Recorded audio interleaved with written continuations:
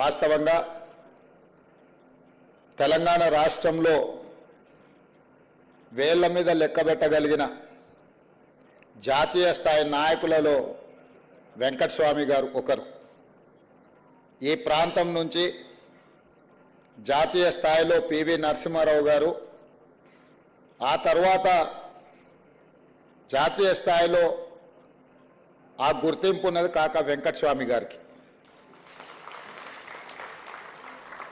అలాంటి కాకా వెంకటస్వామి గారి జయంతి వర్ధంతి అధికారిక కార్యక్రమంగా నిర్వహించడం అనేది ఏ పార్టీ అధికారంలో ఉన్నా ప్రభుత్వాల యొక్క బాధ్యత.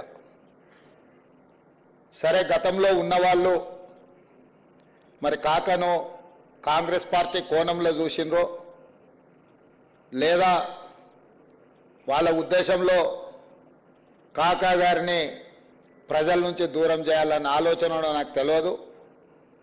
ఏది ఏమైనా వారి జయంతి వస్తుందని నాకు తెలియంగానే చీఫ్ సెక్రటరీ గారిని పిలిచి ప్రభుత్వం గతంలో తీసుకున్న నిర్ణయం ఏ విధంగా ఉన్నది, ఈరోజు మనం ఏం చేయాలని సమీక్ష చేసి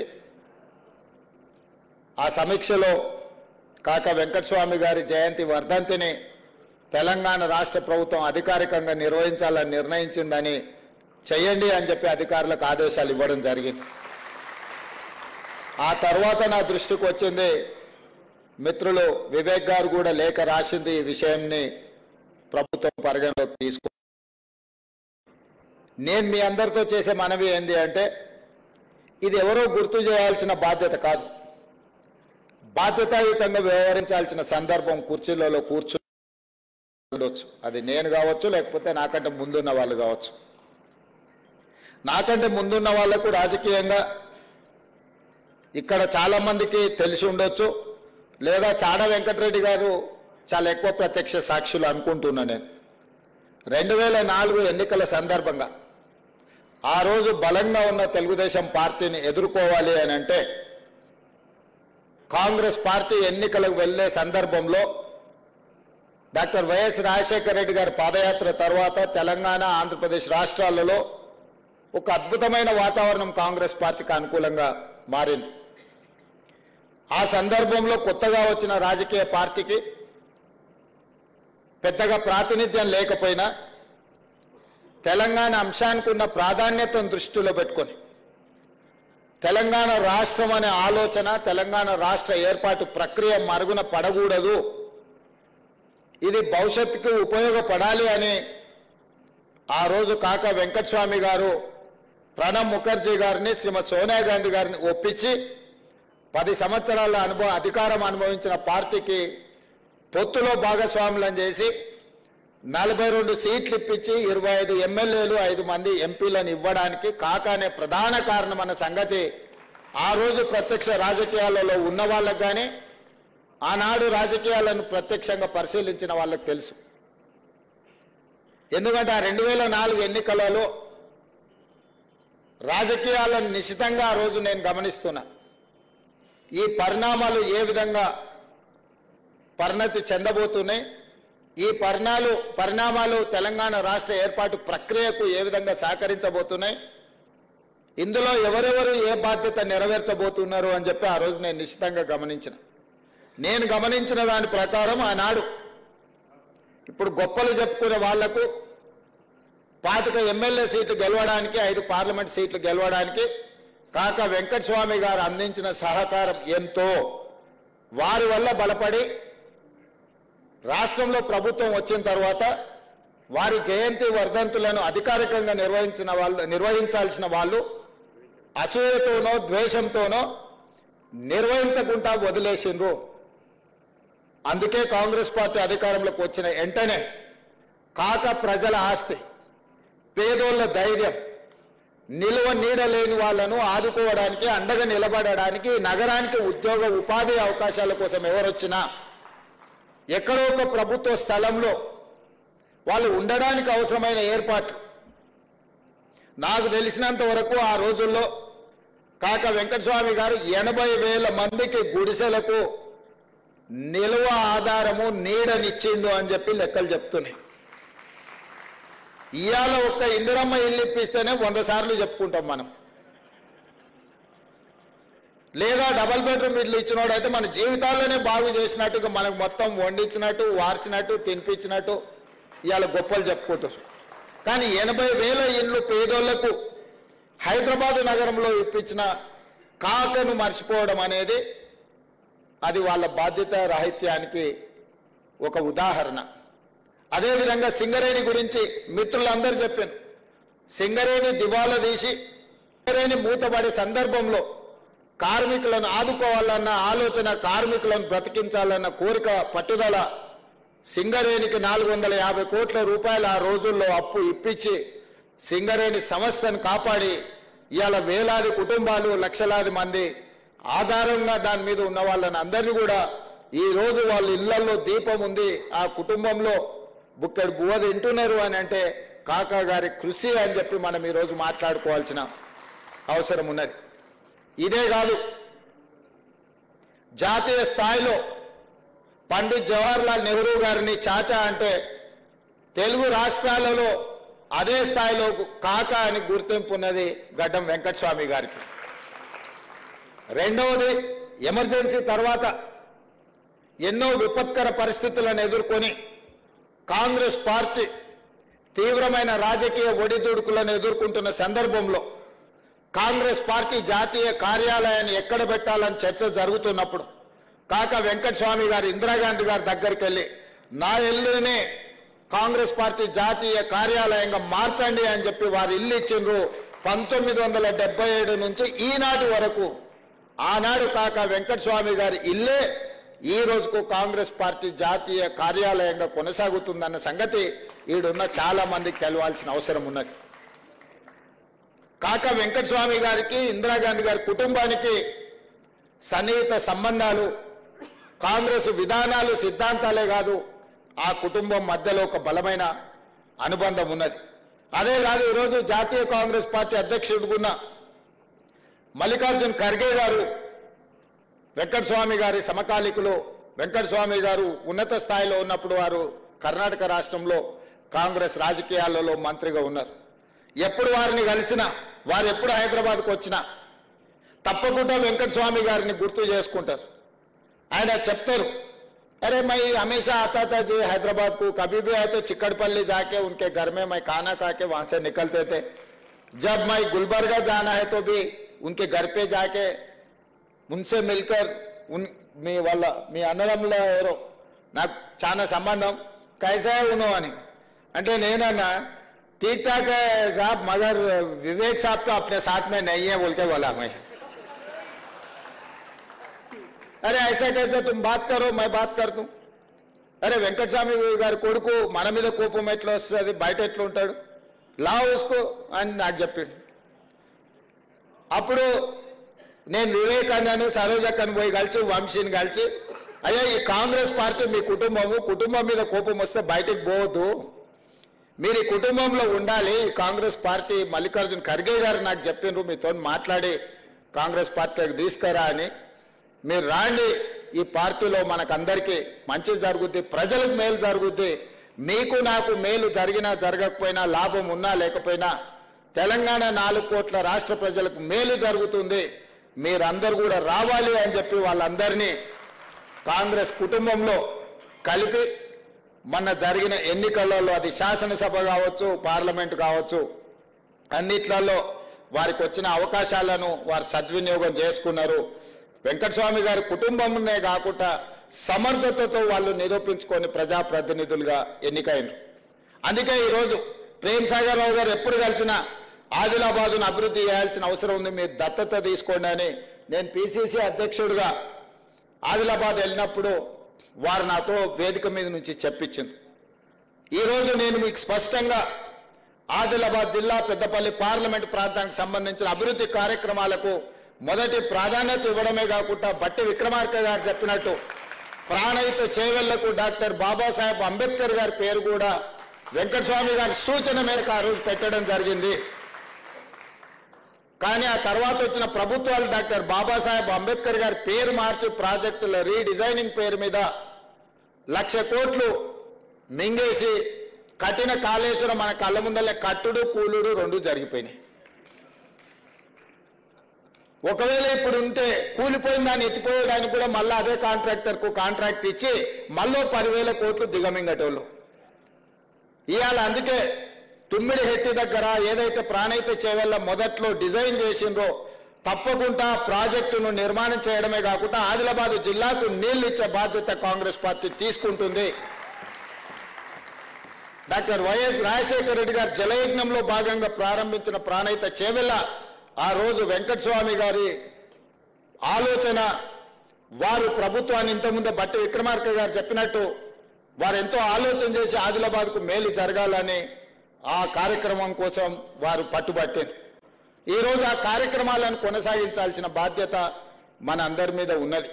కాబట్టి ఈరోజు మిత్రులారా, పొన్నం ప్రభాకర్ గారు నేను కూడా కుటుంబ సభ్యుల్లో ఒకనే అన్నాడు. అట్లాగినా అన్నామంటే మంత్రి పదవి మరి ఆ కుటుంబానికి ఇచ్చినట్టే అయిపోయింది అనాల్సి వస్తుంది.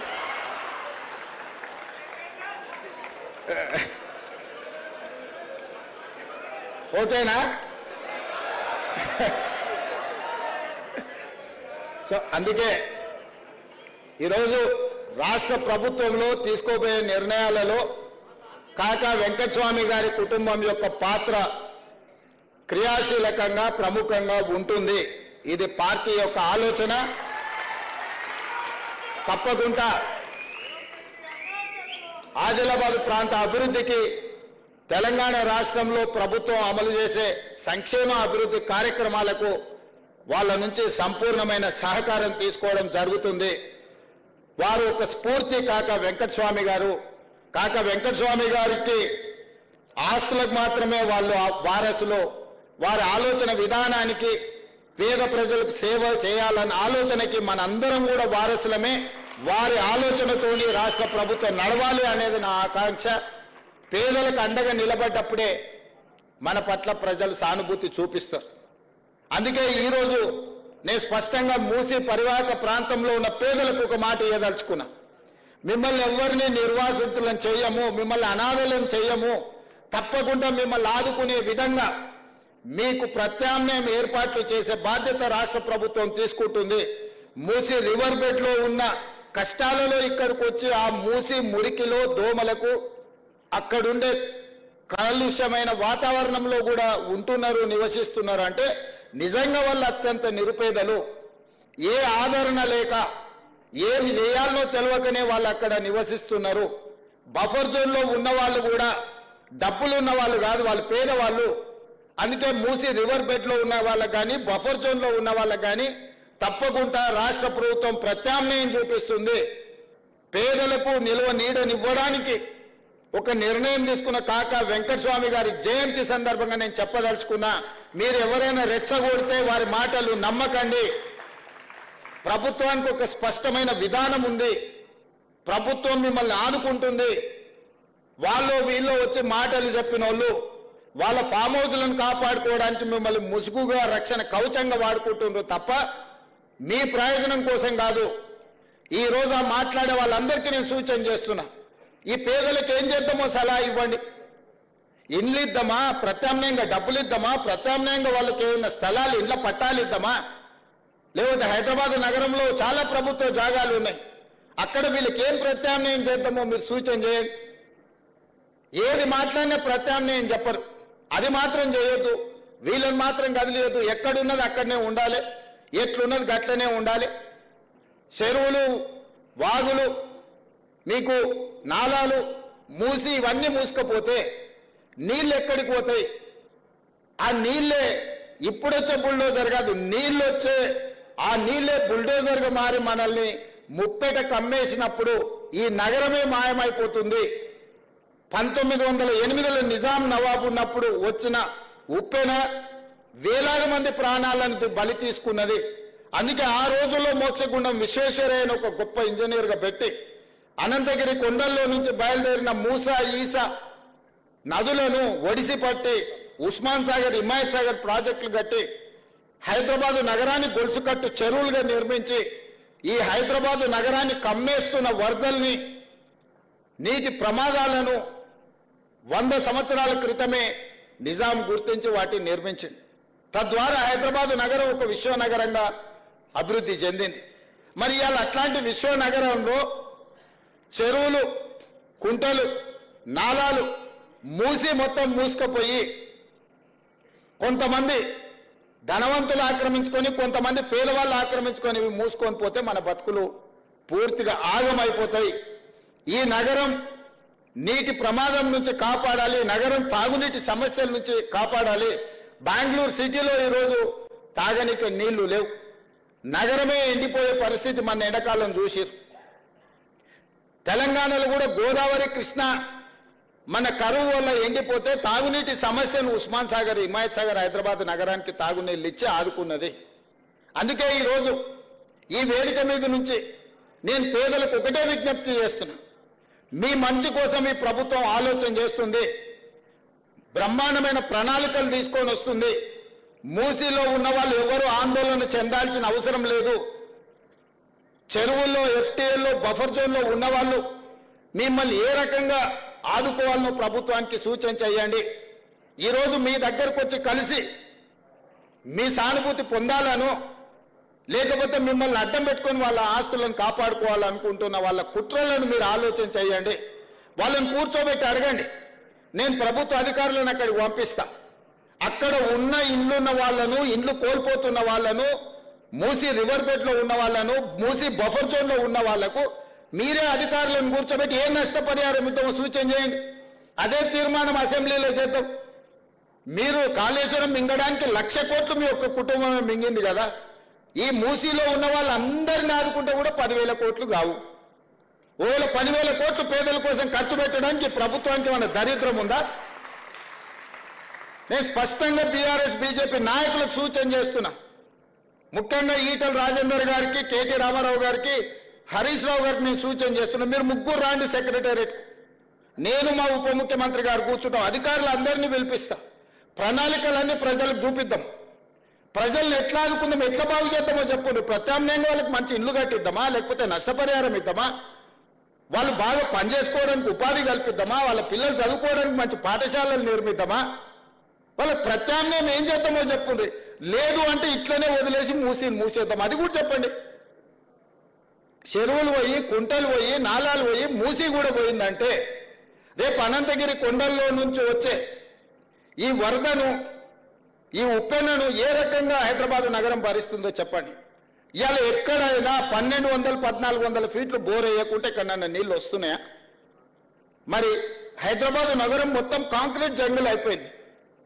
మరి గ్రౌండ్ వాటర్ పడిపోయి నగరం మొత్తం దెబ్బతిని ఇవాళ మూసీలో హైదరాబాద్ మురికి మొత్తం నిండి ఈ మురికి మొత్తం నల్గొండ ప్రజలకు విషవాయువులుగా విషంగా మారి ఆ నల్గొండ ప్రజల విషాన్ని దిగమింగుకొని బతుకుతున్నారు. ఏ విధంగా నల్గొండను ఆదుకుందామో మీరు సూచన చేయండి. మా ప్రభుత్వానికి పట్టింపులు లేవు, మా ప్రభుత్వానికి ఎవరి మీదనో కోపం లేదు. మా ప్రభుత్వం ప్రజలకు మేలు చేయాలన్న ఆలోచన తప్ప ఇంకో విధానమే లేదు.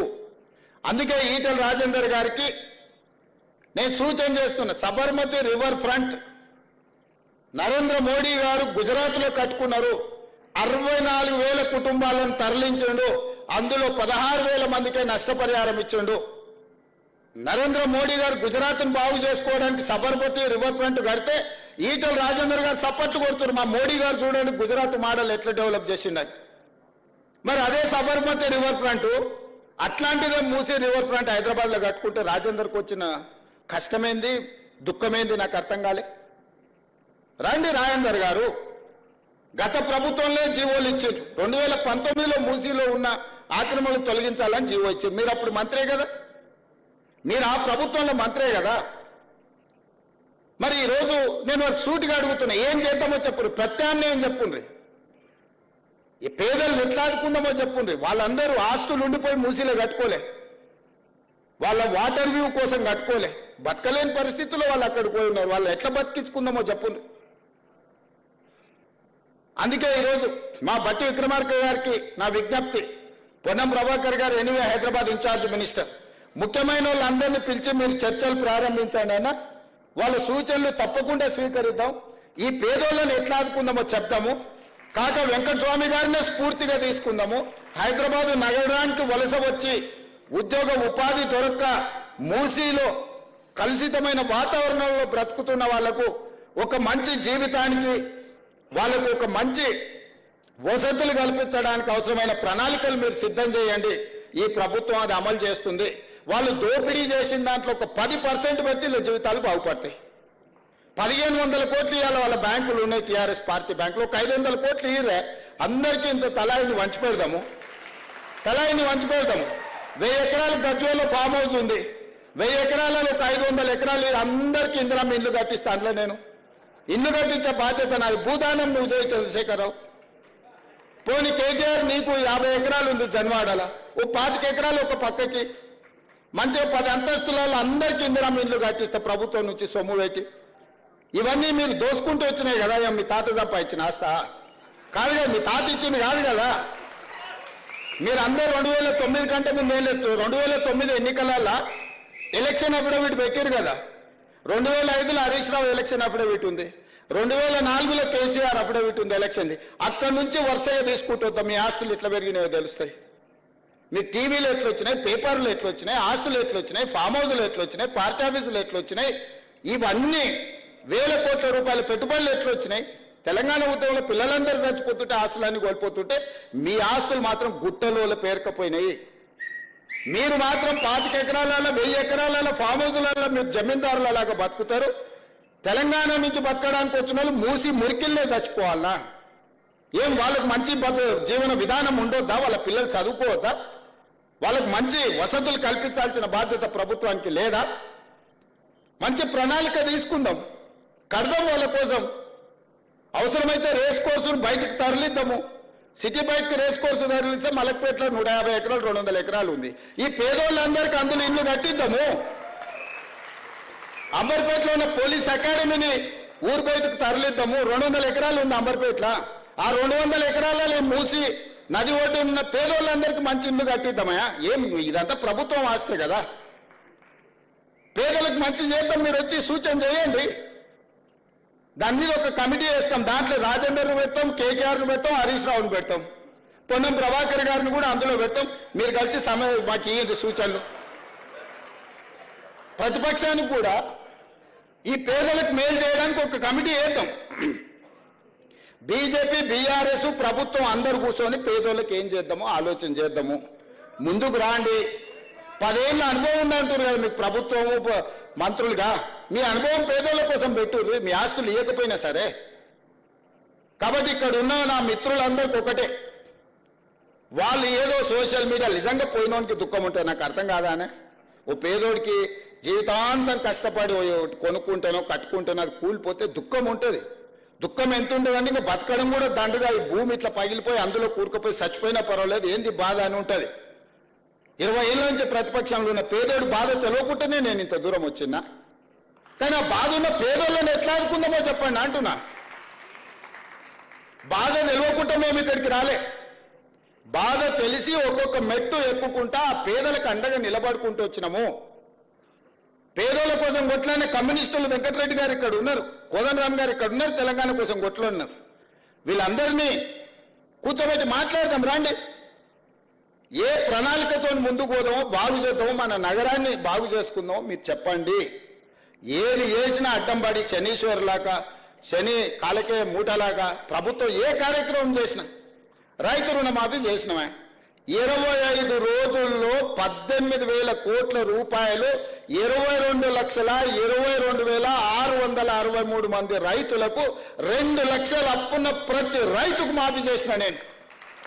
దాన్ని సంపూర్ణంగా బట్టి విక్రమార్క గారు సహకరించిన అన్ని దిక్కులో ఉన్న రూపాయి బిగబట్టి 18,000 కోట్ల రూపాయలు వాళ్ళ ఖాతాలు వేసినాం. 2 లక్షల పైన ఉన్న వాళ్ళకి ఆ పైన మీరు కడితే మిగతా ఇస్తామని చెప్పినాం. రైతు రుణమాఫీ జరగలేదని ఇలా దిక్కుమాల దీక్ష పెట్టిండు. ఇక ఏమనాలి చెప్పు. 10 ఏళ్ళల్లో మీరు 1,00,000 రూపాయలు రుణమాఫీ చేస్తామని ఎప్పుడు చేయలే. 2018 నుంచి 2023 వరకు వాళ్ళు 5 ఏళ్లలో చేసిన రుణమాఫీ 11,000 కోట్లు. 25 రోజుల్లో మేము చేసిన రుణమాఫీ 18,000 కోట్లు. చర్చిద్దామా చెప్పండి, అన్ని వివరాలు ఇస్తా. ఇవాళ ఎవరికి రుణమాఫీ జరగలేదంటే 2 లక్షల పైన ఉన్న రైతులకు రుణమాఫీ జరగలేదు. ఆ పైన ఉన్నది బ్యాంకుల కట్టురి, మిగతాది మేము ఇస్తాం. నేను 2 లక్షలు ఇచ్చినా నీకు రుణమాఫీ జరగని చెప్పు, నీ అప్పు అట్లనే ఉంటుంది. ఎక్కడైనా ఎవరికైనా ఏదైనా ఇబ్బంది వస్తే కూడా పరిష్కరించడానికి కలెక్టరేట్ కార్యాలయంలో ఒక కౌంటర్ పెట్టిన, మీకు ఏదైనా సమస్య ఉంటే అక్కడికి వచ్చి ఆ సమస్యను పరిష్కరించుకోండి అని రైతులకు. నేను రైతులకు విజ్ఞప్తి చేస్తున్నా, రోడ్ ఎక్కకండి, కలెక్టర్ ఆఫీస్కి పోండి. మీకు ఏదైనా సమస్య ఉంటే వీళ్ళని సన్నాసులను నమ్ముకున్నారంటే మీరు మన్ను పోసి అంబలి కాసుకునే పరిస్థితి అవుతుంది. కలెక్టర్ ఆఫీస్కి పోయి కలెక్టర్ ఎదురు కూర్చొని, సార్ నాకెందుకో నాదేమన్నా అక్షరం తప్పు పడ్డదా, లేకపోతే నాకు 1,00,000 ఎందుకు రాలేదంటే కలెక్టర్ని అడగండి. 2 లక్షల పైన ఉంటే 5 కట్టి తీసుకురండి, ఇస్తా. 2 లక్షల లోపల ఉండే ఎవరికైనా ఏదైనా కారణం చేత అప్పు మాఫీ జరగకపోతే కలెక్టర్ ఆఫీస్లో అధికారులు ఉన్నారు మీ సమస్యను పరిష్కరించడానికి. కాబట్టి దయచేసి ఇక్కడున్న కాక అభిమానులందరికీ, కాంగ్రెస్ పార్టీ కాక కుటుంబం, ఈ పార్టీకి కష్టం వస్తే మీకు అందరికి కష్టం వచ్చినట్టే, మనందరికి కష్టం వచ్చినట్టే. కష్టపడి తెచ్చుకున్న ఈ ప్రభుత్వం, ఇందిరమ్మ రాజ్యం ఈ రోజు మన మీద దుమ్మెత్తిపోయాలని అధికారం కోల్పోయిన వాళ్ళు విచక్షణ రహితంగా ఎట్లా బట్టి అట్లా మాట్లాడి సోషల్ మీడియాతోనే అధికారంలోకి వస్తాం అనుకుంటారు. సోషల్ మీడియాతోనే అధికారంకు రారు, కానీ చెర్లపల్లికి అయితే పోతారు. నేను గ్యారెంటీగా చెప్తున్నా, సోషల్ మీడియాతోనే అధికారంలోకి వస్తామని కలలుగా అంటున్నట్టున్నాడు ఆయన.